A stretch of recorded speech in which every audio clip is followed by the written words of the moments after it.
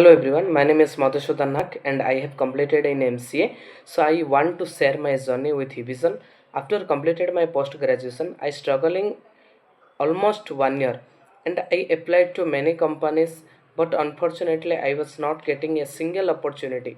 So then I joined in Evision and it becomes the turning point of my career.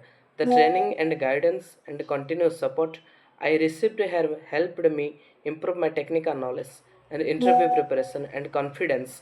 After that I started getting in my very happy to say that I have now been selected as a technical support engineer in L1 position, and company's Aegis Infotech and client was ACER.